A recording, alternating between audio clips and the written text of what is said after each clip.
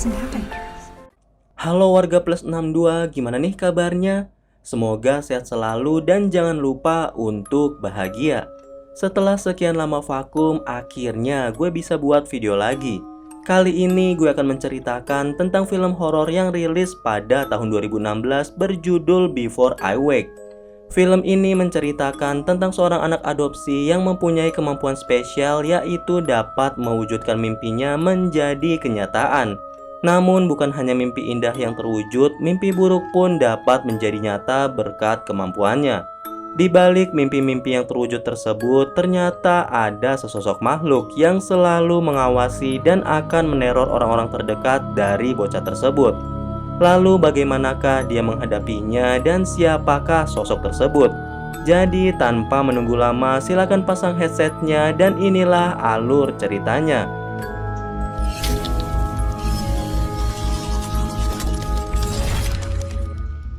Cerita dimulai dengan ditampilkannya sebuah scene di mana seorang pria berusaha membunuh bocah laki-laki yang sedang tertidur. Tidak seperti seorang pembunuh yang begitu yakin dengan tindakannya, pria ini justru bimbang akan keputusannya tersebut. Kebimbangannya berlanjut hingga ada sesuatu yang mendobrak pintu kamar hingga membangunkan bocah laki-laki tersebut. Seakan menyesal dengan tindakannya, pria ini kemudian menangis dan meminta maaf kepada bocah yang berada di hadapannya.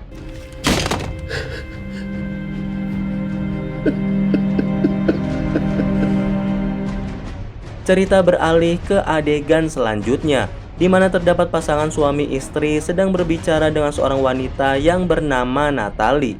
Dalam pembicaraan tersebut, pasangan suami istri yang bernama Jesse dan Mark ini membahas rencana mereka untuk mengadopsi seorang anak. Natalie kemudian menjelaskan tentang calon anak adopsi yang akan ditawarkan. Nama anak tersebut adalah Cody, yang tadi sempat kita lihat pada adegan pembuka. Cody merupakan anak laki-laki yang baik dan sopan, namun sedikit bermasalah dengan aktivitas tidurnya. Selain itu, Natalie juga menjelaskan bahwa ibu Cody telah meninggal dunia, dan orang tua angkat Cody yang sebelumnya juga telah meninggalkannya. My question for you is, are you ready for this? Begitu Jesse dan Mark menyelesaikan urusannya tadi, mereka pun pulang ke rumahnya. Di sini, Mark terlihat begitu sibuk memasang pegangan di sekeliling bathtub mereka. Hal ini dilakukannya untuk mencegah kecelakaan yang menimpa anak mereka terulang kembali. Sedikit menjelaskan, jadi Jesse dan Mark mempunyai seorang anak seusia Cody yang bernama Shane. Namun, pada suatu hari ketika Shane sedang berendam, dia mengalami kecelakaan yang mengakibatkan dirinya tenggelam hingga tewas.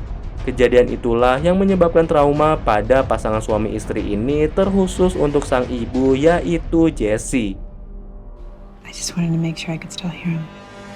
Keesokan harinya, Natalie berkunjung ke rumah Jesse dan Mark dengan membawa Cody. Jesse dan Mark yang sudah tidak sabar tentunya sangat antusias menyambut keduanya. Meski baru pertama bertemu, Cody telah menunjukkan sopan santunnya sehingga Mark menyambut bocah laki-laki tersebut dengan hangat. Di sela-sela sesi perkenalan dengan rumah barunya, Cody sempat menatap foto keluarga yang terletak di ruang tamu dengan begitu seksama. Kejadian tersebut berlangsung cukup lama, sampai akhirnya Jesse dan Mark mengajak Cody untuk melihat kamar tidurnya. Di sini, Cody terlihat begitu senang, terutama dengan hordeng bermotif kupu-kupu yang sedang dipegangnya. I love this room. Keesokan harinya, Mark mengantar Cody untuk pergi ke sekolah barunya. Wajah Mark terlihat sumringah, namun tidak dengan Cody. Hal ini disebabkan karena pada malam sebelumnya, bocah ini tidak tidur dan lebih memilih untuk membaca buku tentang kupu-kupu. Sedikit bocoran, di pertengahan film kita akan mengetahui alasan bocah ini melakukan hal tersebut. Kembali lagi ke sekolah. Di sini, Cody diperkenalkan oleh gurunya dan menyapa murid perempuan di bangku sebelahnya. So let's all say, welcome Cody. Sekembalinya dari sekolah, Cody pergi mandi yang tentu saja diawasi oleh Jesse.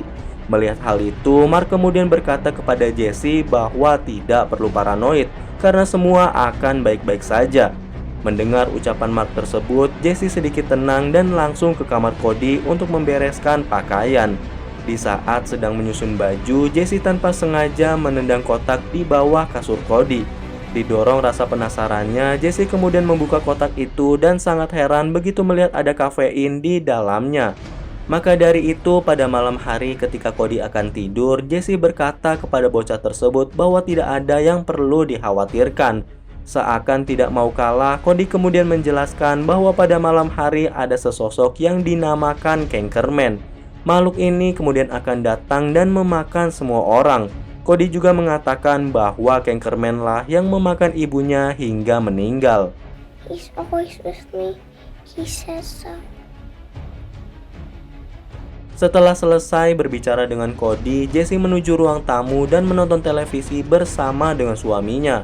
Di saat keduanya tengah fokus menatap layar televisi, tiba-tiba saja muncul gerombolan kupu-kupu yang memiliki warna beragam. Melihat hal itu, Mark tampak kegirangan dan berusaha menangkap salah satu kupu-kupu. Akan tetapi begitu dia menangkapnya, tiba-tiba saja kupu-kupu itu menghilang. Peristiwa aneh itu tak hanya terjadi sekali, karena pada larut malam Jessie melihat ada sesosok bocah kecil yang perawakannya mirip seperti Shane, yaitu anaknya yang sudah meninggal.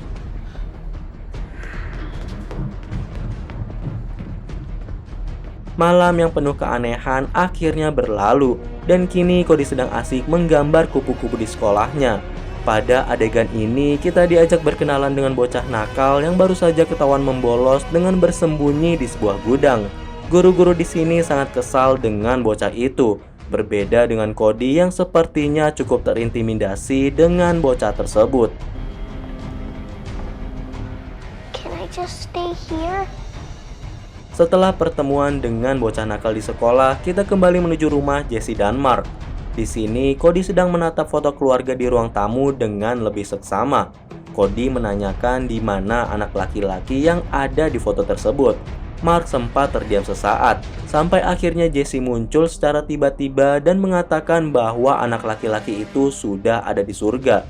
Mendengar hal tersebut, raut wajah Cody sempat berubah, dan dia pun berkata bahwa ibunya juga berada di surga. Jessie dan Mark kemudian saling tatap dan tidak melanjutkan pembicaraan. Hal itu disebabkan karena ternyata Cody tidak begitu mengingat ibunya. Begitu pembicaraan ini selesai, Cody beranjak tidur. Di sini kejadian aneh kembali terulang seperti malam sebelumnya.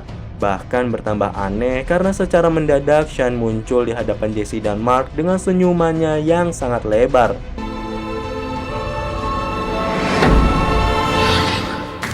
Setelah sosok Shane menghilang, Cody langsung meminta maaf kepada Jessie dan Mark dan kemudian kembali beranjak ke kamarnya. Kali ini dia meminum sesuatu dari botol kalengnya yang menyebabkan dirinya tetap terjaga. Di sisi lain, tampaknya Jessie memiliki rencana tersendiri.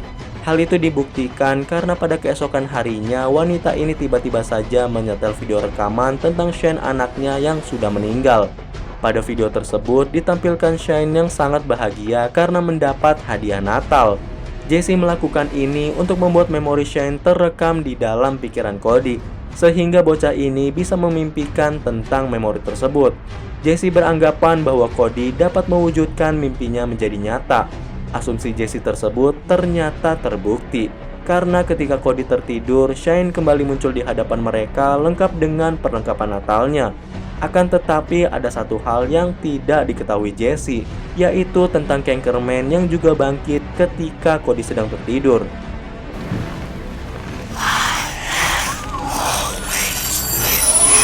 Keesokan harinya, Jessie terus berharap agar Cody dapat segera tertidur, sehingga dirinya bisa kembali bertemu dengan Shane. Berbeda dengan Jessie, tampaknya Mark tidak setuju dengan keputusan Jessie. Akibatnya, keduanya pun bertengkar hebat. Di sini, Cody semakin takut untuk tertidur. Alhasil, dia pun kembali meminum kafein yang tersisa agar bisa menjaga dirinya tetap terbangun sepanjang malam. Rencana itu pun sukses dilakukan. Namun dampaknya adalah dirinya menjadi tidak fokus ketika berada di sekolah. Masalah tidak berhenti sampai di situ, karena secara tiba-tiba bocah nakal yang ditakuti Cody membuli dirinya. Walau takut, tapi Cody tetap melawannya. Konflik terus berlanjut karena bocah nakal tersebut tetap mengawasi Cody demi mendapat kesempatan untuk membalasnya. Momen yang ditunggu pun akhirnya tiba karena Cody mendadak tertidur akibat terlalu kelelahan. Meski demikian, bocah nakal ini tidak mengetahui konsekuensi yang akan menimpa dirinya.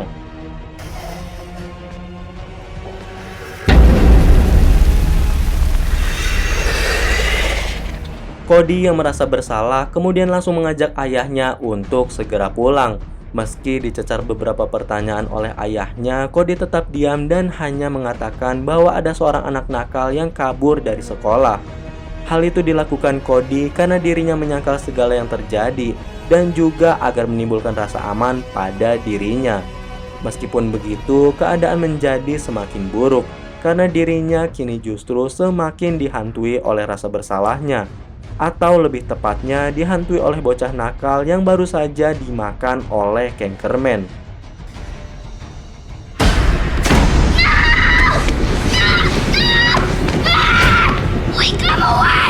Masih dihantui oleh rasa bersalahnya, Cody berkata bahwa dirinya sedang sakit dan tidak mau pergi ke sekolah.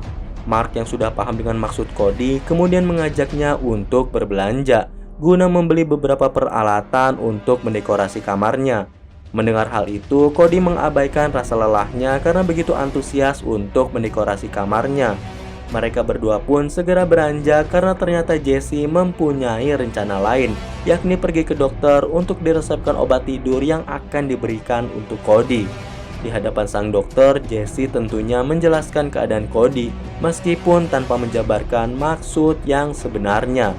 Sleep deprivation at this age can do real damage. Thank you. Sesampainya di rumah, Jesse cukup terpana dengan suasana baru di kamar Cody. Salah satu yang membuatnya tersentuh adalah senyum sumringah yang dipancarkan oleh Mark dan juga Cody. Melihat hal tersebut, sesaat muncul keraguan dalam diri Jesse tentang rencananya. Akan tetapi, rasa cintanya dengan Shane membuatnya tetap kekeh memberikan obat tidur dalam minuman Cody. Tak butuh waktu lama, obat itu pun segera bereaksi yang membuat Cody terlelap dalam mimpinya. Di saat yang bersamaan, Shane pun kembali muncul, namun kali ini dengan ekspresi yang sangat berbeda. Sean?